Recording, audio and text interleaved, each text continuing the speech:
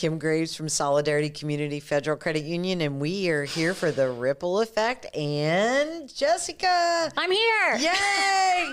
Is that it? We're here for Jessica. Come on down. We're kind of like playing The Price is Right. That's we? right. Hey, come on That's down. right. And we have a guest today. We do. Yay. We have Emily with us from the Community Foundation. Emily, thanks so much for joining us Thanks today. for having me. So happy to be here. Welcome. Thanks. Yeah. Wonderful day. Yeah. Beautiful day. Just walked over. It's a great day. You walked or skipped? I walked. Oh, see, I you probably would have skipped. On a nice day like I probably would have fell down too. I probably would have too. Same. All right, down to business, ladies. You guys have been messing around. Okay. Community Foundation, Emily, let's talk.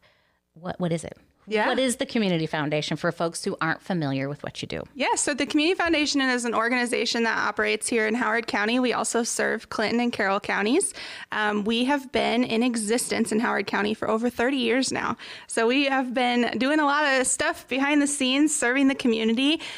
We operate on the idea of Give, Grow, Grant. So we work with donors to meet their charitable goals.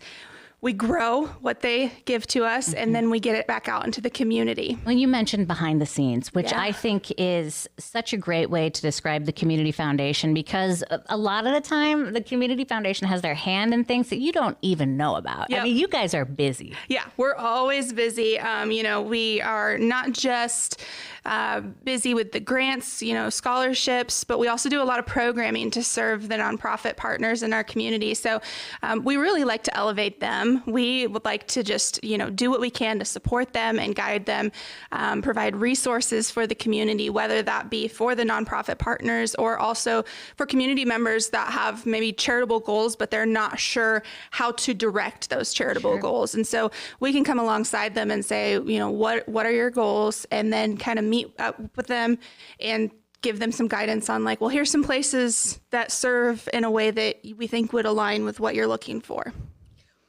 Mm-hmm. I know. That's just a lot more than what I thought the Community Foundation was. Had no idea. It's just so many different aspects that you guys, it's almost like you're filling the gaps for the nonprofits in our area, because they really depend on the Community Foundation for backup, for support, even just for asking those questions that sometimes we don't know the answers to. Yeah, and we spend a lot of time doing community leadership too. So, not only are we, when we say community leadership, we're not just looking at how are we providing resources to our nonprofit partners, but are we making sure that the community's voice is heard and that we're aligning with what they're looking to do? So, for instance, earlier this year, we did something called Community Conversations, and we sat down with all different types of groups in the community and just started asking them, what are your concerns? What are your dreams for Howard County? What would you like to see in the future? We compile all of that data into a little booklet that gives us our 5 aspirations, and then we kind of live off of that for a few years. And we make sure, not just that we're using that, but that we're passing that on to community leaders so that they know, hey, this is what your people are saying, and this is what we should probably be focusing on as we move forward. Can we dive into that just a smidge? Yeah. Okay. Just because there are lots of things, and I'm thinking, what do we need as a community? I know that we need childcare. I know that we need pre-K, all that kind of thing, but there's so much more. I mean, we need lots of stuff. Every community does. A big underlying thing this year was actually youth, how we support our youth mental health.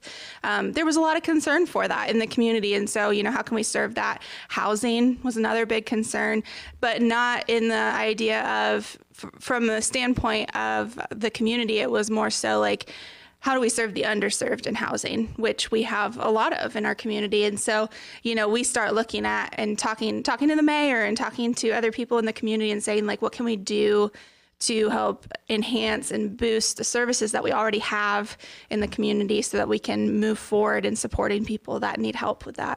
Well, and this is just a good example, and you might not remember this, Emily, because you're so much younger than Kim and I. But within the last 10 years, the leadership in Kokomo recognized that there was a massive issue when it came to substance abuse. And so all the people came to the table, including the Community Foundation, to lift everybody up and to launch Turning Point. I mean, this is what the Community Foundation does. Yeah. That's amazing. That was a big one. I actually was a large part of that here at the end of it. So Lilly Endowment, we worked with Lilly Endowment and we're able to fund that startup for Turning Point. And so the team over there does a fantastic job. We're so excited to see, their future. We just were talking to them about all the exciting things that they're looking forward to doing in the community. But that was just a huge thing. And that was actually a 3-county partnership. So we had organizations in Clinton and Carroll who were working with Turning Point, who are actually actively serving the community, bringing people to Turning Point, working with other resources. So it's been a great thing to see. And the beauty of that whole process and the end of all things was that the first time we did those community conversations, substance use was a very large concern. And this time around, it wasn't brought up. Wow. We're like, yes, we turned the needle, That's incredible. Yeah. That is great. Yeah, it was an exciting thing. So we've talked housing, those types of things. What else are people concerned about? What else are people concerned about? Let's see. Well, like I said, the youth was a big one. Childcare, like you said, childcare is a big deal. Yeah. The challenges with how many challenges that creates for a person if they don't have childcare. And so, those things were the top ones that come off my mind right now without the booklet in front of me. But, those will guide our grants committee for a couple of years. So they'll, be looking at those aspirations, and then they kind of look at, okay, what are the grant requests coming in and how can we make sure that we're aligning with what the community is asking for when we're putting money out into the community. Well, and I was in a meeting yesterday where someone said there is no childcare for folks on third shift. So everything is traditional hours when it comes to childcare in Howard County. So it's just another thing that we're putting on the list. We recognize that there is a need for that, and we'll keep working towards it. Yeah, for sure. So, we strive on that. We also really focus on how can we support our nonprofits in a way that they might not necessarily need us. Like we want to train them up so they don't need the Community Foundation, which is a lofty goal. But a good one. Yeah. So we have things like our Excellence in Nonprofit Leadership program. We do that every year.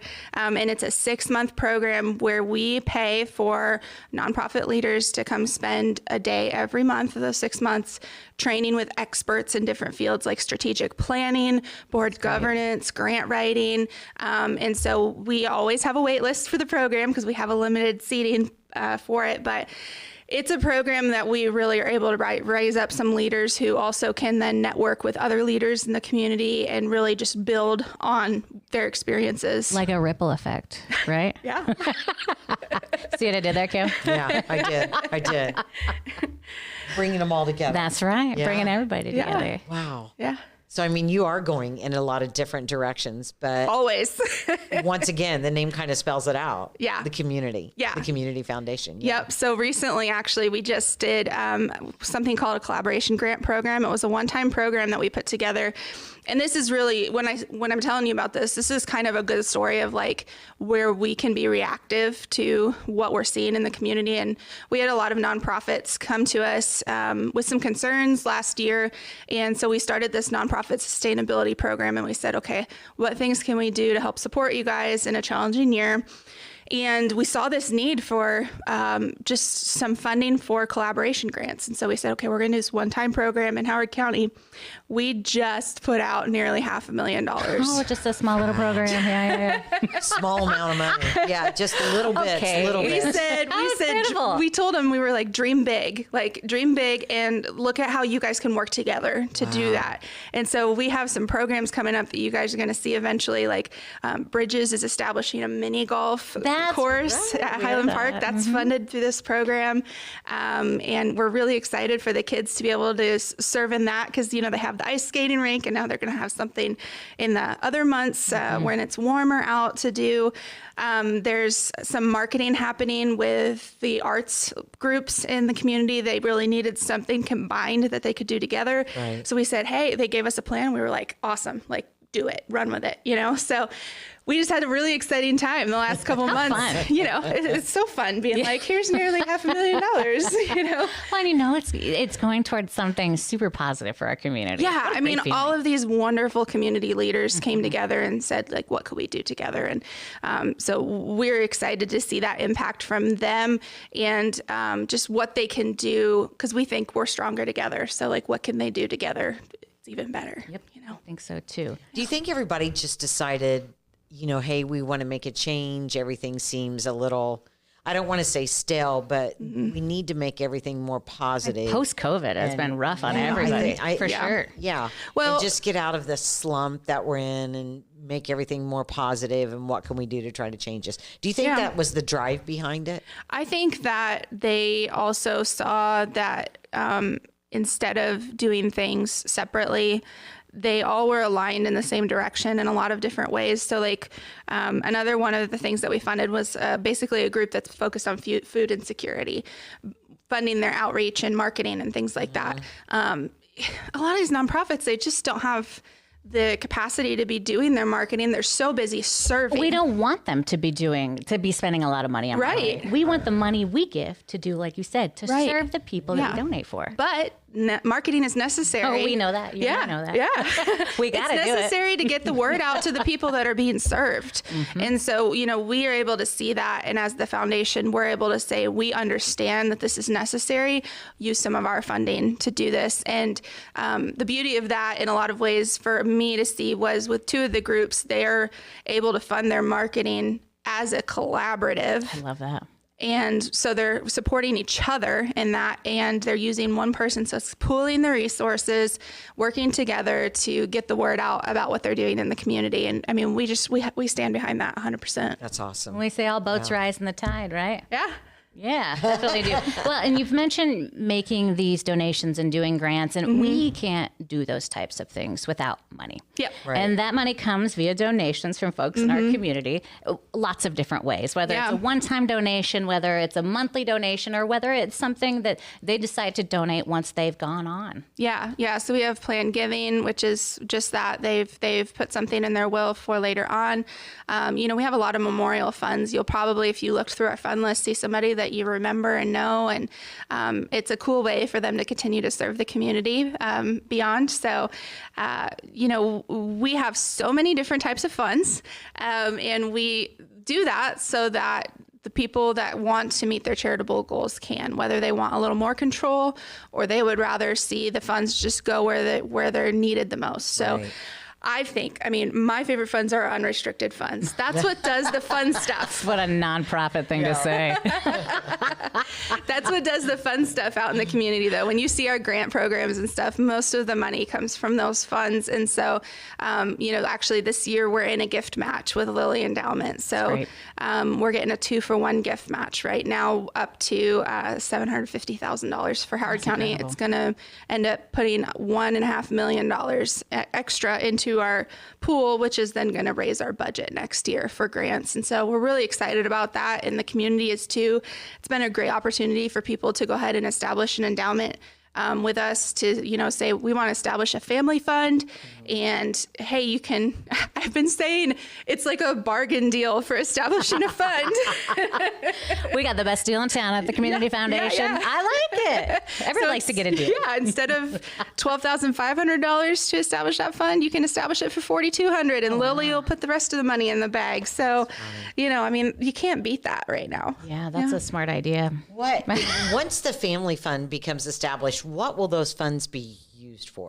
So it depends on the type of fund again. Okay. So if you're talking about an unrestricted fund, what happens is that fund goes into our investment pool and it grows, and then we take a certain amount of the growth off of that and we put it into a budget. So for the unrestricted funds, we actually pool all of that money together, and then that's the grants committee's budget for the year. So then they have to be aware of that as we go through 4 grant cycles in Howard County, making sure that we have enough throughout the year. And that's why they do a lot of due diligence. Our grants committee, they don't just look at the applications. A lot of times they go out and actually walk the programs and talk to the people. I mean, they're a very engaged group that cares so deeply for the community, and they spend a lot of time deliberating over these applications because, we want to serve everybody in the best way possible. And so that's kind of what happens with the unrestricted funds, but we have other things like donor advised funds. Right. And the donor has more control over that. So they're able to tell us, like, this is where I want my money to go. Has to stay within a 501c3, but we are able to work with them and help them do what they would like to do in the community. We also have designated funds, which they go out to the organization every year. So every year they get the growth off of that fund. So we like those because it's some sustainable income for them every year to do programming. So we have scholarship funds too. You guys know about scholarships. Yes. Oh yeah. Okay, so hypothetically, let's say I wanted to make a donation to the community foundation and I wanted to do a small scholarship, but there would be money left over for you to do whatever you wanted with it. Can we do that? Can we say, okay, I'd like to do annually a $200 scholarship, but I want to make a $1,000 donation. Do whatever you want with the rest.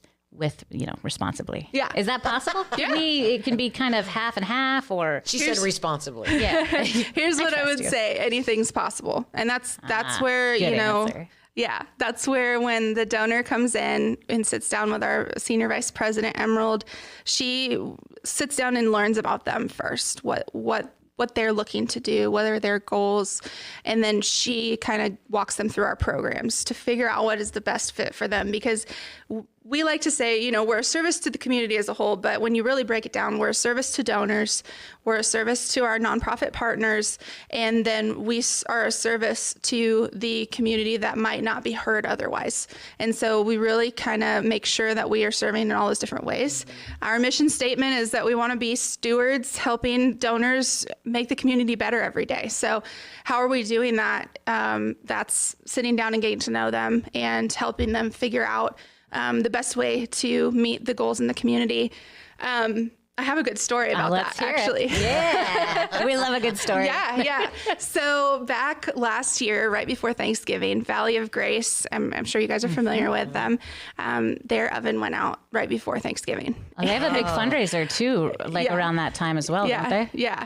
So they called us up and asked, what we could do. And we have a small grants program that we keep for emergency situations up to $5,000, things like that. So the oven was definitely more than $5,000, but we were able to approve that $5,000 grant. We were working on it, and Emerald, our senior vice president, got a call from Bridgeway Church, and Allison Brantley called and she said, we have some extra funds that we'd like to use, but we're not sure, do you know what a need is in the community? Well, number one, well, as a matter of fact, I do. Yeah. Love that she did that. Please use this as a resource for that type of stuff too. We're going to be able to tell you, because the nonprofits, they're talking to us and we generally know what's going on.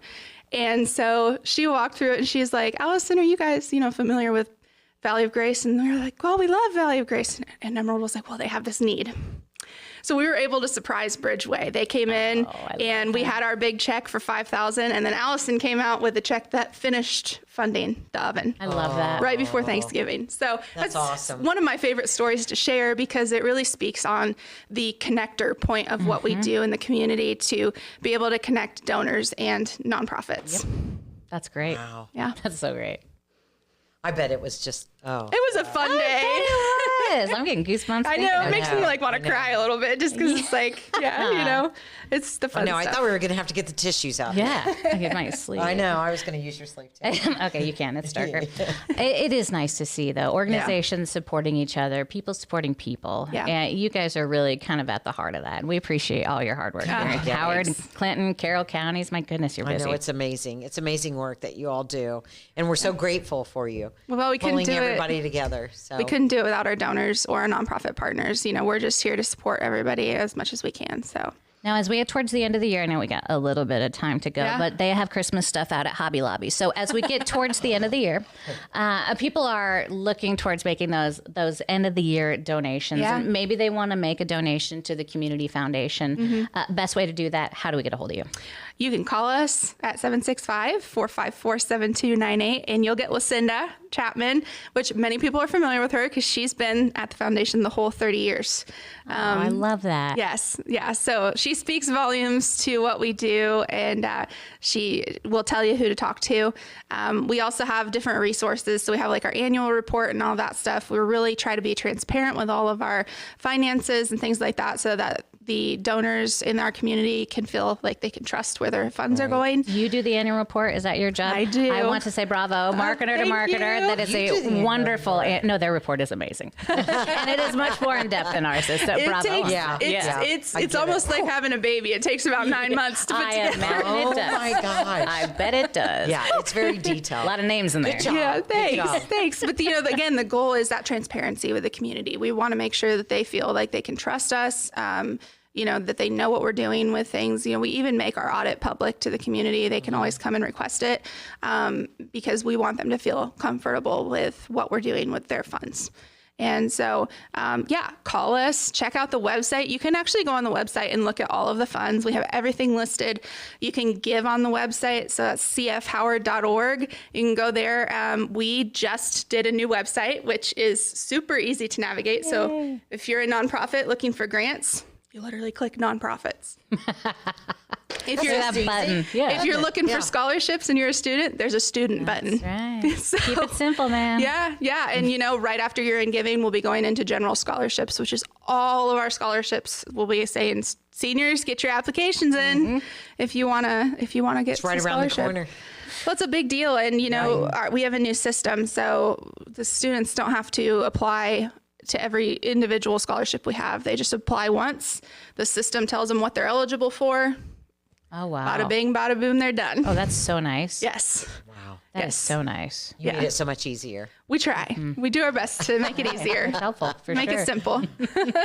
Thank you so much. You guys have so much that you have done for this community and so much more to go. And you're so inspiring, so giving, and a lot more that's going to help so many more people. Yeah, we're so glad to partner with you guys and work with the community. We're happy to be here too. We have Emily with us from the Community Foundation. Thank you again, Emily. This was so much fun. Yeah, super fun. Thank you. That'll wrap up the Ripple Effect for today. I'm Jessica Osbrook. This is Kim Graves. We're from Solidarity Community Federal Credit Union. Have a good day.